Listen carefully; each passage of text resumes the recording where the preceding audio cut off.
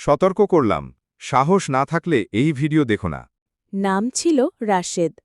শহরের পুরনো লাইব্রেরিতে চাকরি করত। ধুলো মাখা বইয়ের স্তূপে কাটত তার দিন। আর প্রতি রাতে সে লিখত একটা চিঠি। প্রতি চিঠির শুরুতে থাকত একই লাইন, সেলিনা, আজ তোমায় খুব মনে পড়ছে।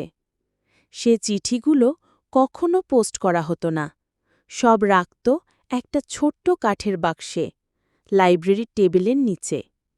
তার সহকর্মীরা জানত রাশেদ সবার থেকে আলাদা, কম কথা বলে, চোখে সব সময় বিষাদ ঝুলে থাকে।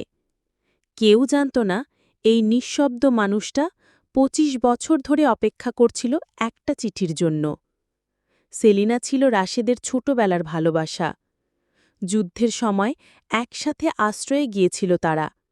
তখন এক সন্ধ্যায় সেলিনা বলেছিল, যুদ্ধ শেষ হলে আমি তোমার কাছে চিঠি পাঠাব, আমার খোঁজ পাবে। কিন্তু সেই চিঠি আর এলো না। রাশেদ জীবনের সব চিঠি সেলিনার উদ্দেশ্যে লিখে গেল, শুধু উত্তর কখনো পেল না। কিন্তু তবুও বিশ্বাস হারায়নি। সে জানত একদিন ঠিক আসবে সেই চিঠি। এক বর্ষার দিন লাইব্রেরির ভেতর ঠান্ডা বাতাস ঢুকছিল জানালা দিয়ে। রাশেদ সেদিন আর চোখ খুলল না।